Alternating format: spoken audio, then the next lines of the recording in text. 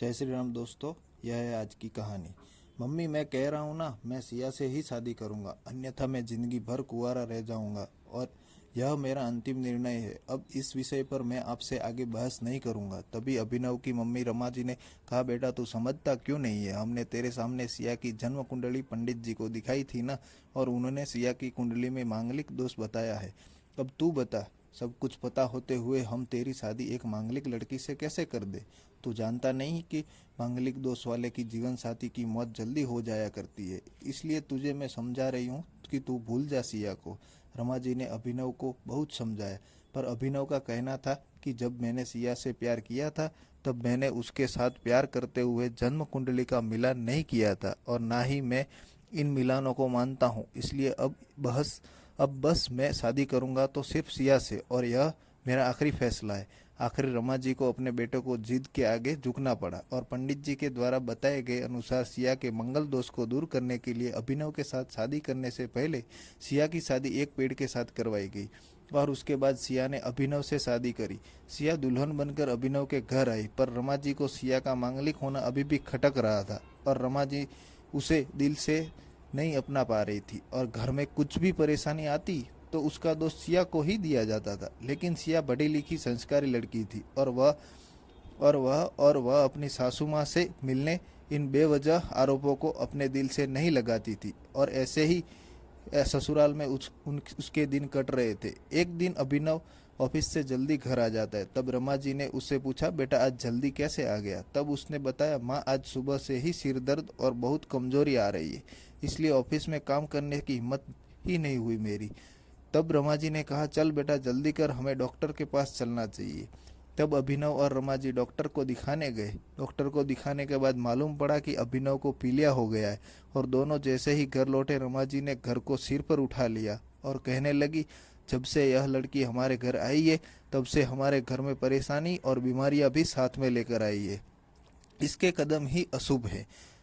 दोस्तों, स्टोरी अच्छी लगी तो चैनल को लाइक करें, सब्सक्राइब करें और शेयर कीजिए। अब देखो, इसका मांगलिक दोष हमारे बेटे पर भी असर करने लग गया है।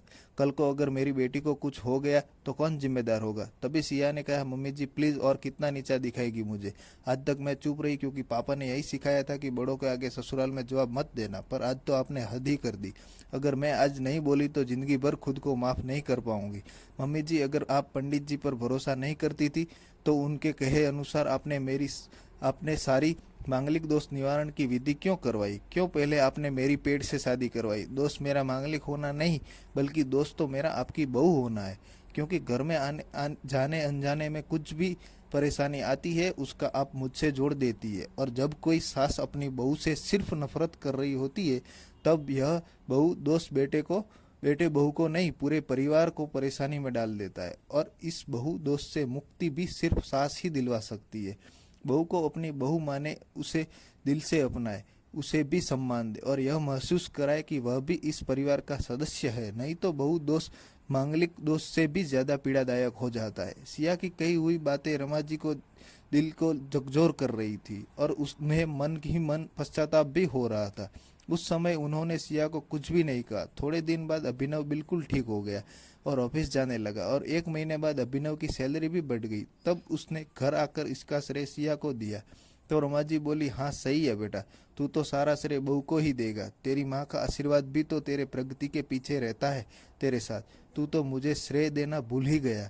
तब अभिनव ने कहा, माँ इस बार सिया का मांगलिक दोष मुझ पर और न ही मेरी तरक्की पर नहीं लगा। और माँ, जब हम बुरी परेशानियों का श्रेय सिया को देते हैं तो अच्छे कामों का श्रेय भी तो सिया को ही देना चाहिए।